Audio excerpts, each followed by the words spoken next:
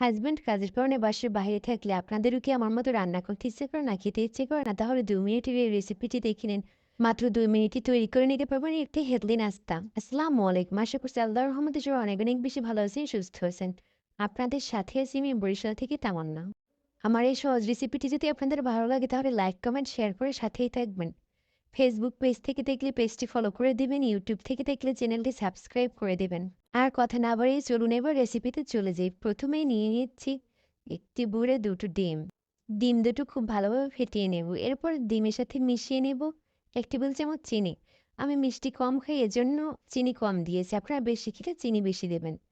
এরপর নিয়ে নিয়েছি ২ টেবিল চামচ গুঁড়া দুধ। আমি কিন্তু চিনি কম নিয়েছি। রুটিটা একটু মিষ্টি, মিষ্টি থাকে। পাউরুটিটা একটু মিষ্টি লাগে। এজন্য কম দিয়েছি। আমার খেতে খুব ভালো লাগে। নিয়ে নিচ্ছি স্বাদমতো লবণ, চিমটে পরিমাণ। এরপরে উপকরণগুলো খুব ভালোভাবে মিশিয়ে নিচ্ছি। আপনারা দেখবেন কোনোভাবে যেন দানা, দানা না থেকে গুঁড়ো দুধ বা ডিম খুব ভালোভাবে যেন মিশে যায়। এরপরে নিয়ে নিচ্ছি 1/4 কাপ পানি। এই সবগুলো উপকরণ আবারও খুব ভালোভাবে মিশিয়ে নেব। বোলটি পাশে রেখে নিয়ে নিচ্ছি ৪ পিস পাউরুটি। আর এই রুটিগুলো এখন সমান করে পাশ থেকে লাল অংশ কেটে নেব। খেয়াল করবেন একটি ছোট একটি বড় না হয়ে যায় আর পাশে যেন লাল অংশ না থাকে, তাহলে কিন্তু রেসিপিটি দেখতে সুন্দর লাগবে না। ব্রেডগুলোর লাল অংশ কেটে নিয়েছি। পাশে যদি বাড়তি অংশ থাকে ওগুলোও ঝেড়ে নেব। এরপর লাল অংশ পাশে রেখে সাদা ব্রেডগুলো নিয়ে এসেছি। প্রত্যেকটা ব্রেডে এবারে ওই লিকুইডটা মিশিয়ে নেব। এই যে একটি ব্রেডের এক সাইডে লাগিয়ে আবার অন্য সাইডে লাগিয়ে এভাবে করে ৪ পিস ব্রেড লিকুইড লাগিয়ে নিচ্ছি।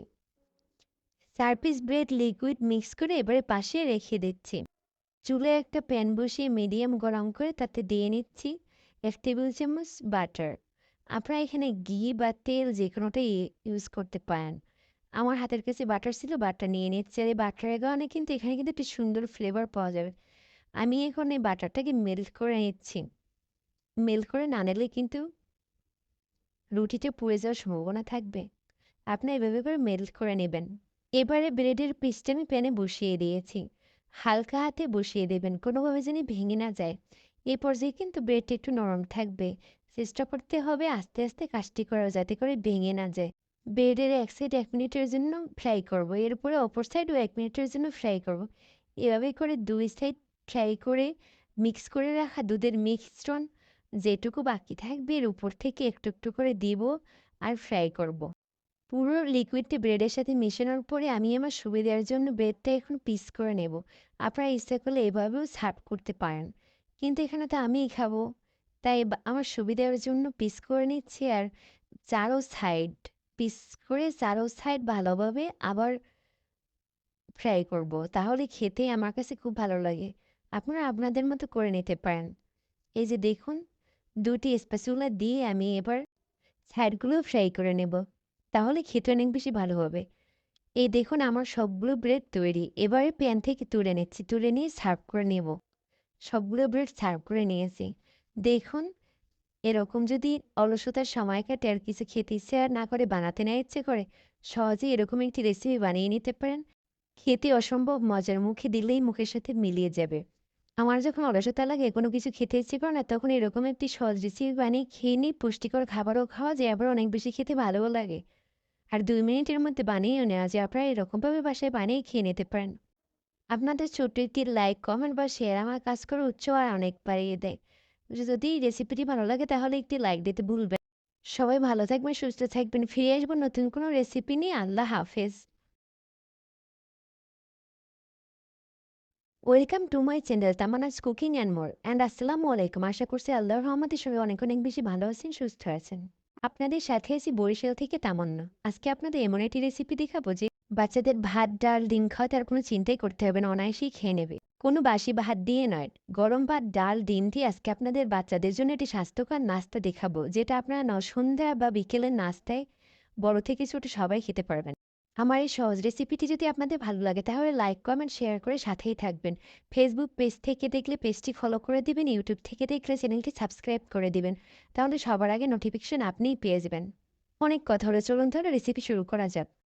প্রথমে একটি বাটিতে নিয়ে নিচ্ছি 1/4 কাপ মসুর ডাল। এই ডালটাকে আমরা পানি দিয়ে ২ ঘন্টার জন্য ভিজিয়ে রাখবো, কারণ ডালটা যত ভালো ভিজবে আমাদের রেসিপিটা তত ভালো হবে। এজন্য ২ ঘন্টার জন্য ভিজিয়ে রাখবো। এরপরে নিয়ে নিচ্ছি একটি পাত্র, নিয়ে নিচ্ছি ২ কাপের মতো ভাত। আর এই ভাতটা অবশ্যই গরম ভাত নিতে হবে। আর ওই যে ২ ঘন্টা ভিজিয়ে রেখে ভালোভাবে ডালটা ধুয়ে পরিষ্কার করে ভাতের সাথে নিয়ে নিচ্ছি। আর নিয়ে নিচ্ছি ২ টো ডিম। উপকরণগুলো পাশে রেখে নিয়ে নিচ্ছি একটি ব্লেন্ডারের জার। ১ম এ একটি ডিম দিয়ে অর্ধেক ব্লেন্ড করে নিব, আবার একটি ডিম দিয়ে অর্ধেক ব্লেন্ড করে নেব। একটু কষ্ট হলেও আপনারা এভাবে ব্লেন্ড করবেন।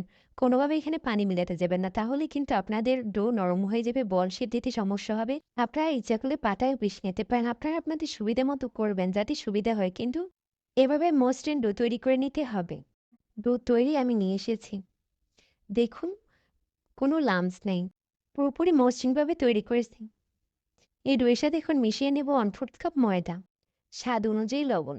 আপনারা যদি এটা স্পাইসি করতে চান তাহলে এখানে মরিচ গুঁড়ো বা অন্য স্পাইসি করার জন্য যা দরকার আপনারা দিয়ে নিতে পারেন। আমি দিচ্ছি না। কিন্তু দিলে কিন্তু স্বাদ বাড়বে। কিন্তু আমি বাচ্চার জন্য তৈরি করেছি এজন্য দেইনি। আপনারা আপনাদের মতো করে নেবেন। পুরোপুরি ময়দা, লবণ মেখে নিয়ে মিশিয়ে নিয়েছি। পাশে চুলায় একটা প্যান বসিয়ে তেল দিয়ে গরম করে নিয়েছি। তেলটা অবশ্যই হাইতে গরম করে নেবেন। যদি তেল গরম না হয় তাহলে কিন্তু বলগুলো ফুলবে না। আমি ১ম এ চামচ দিয়ে নেয়ার ট্রাই করছি। দেখুন বলগুলো সুন্দর হচ্ছে না। তাই হাত দিয়ে মুঠো ভরে নিয়ে ব্রেড আঙ্গুলের ফাঁকা দিয়ে এই যে কীভাবে দেখুন বলগুলো শেপ করে নিচ্ছি।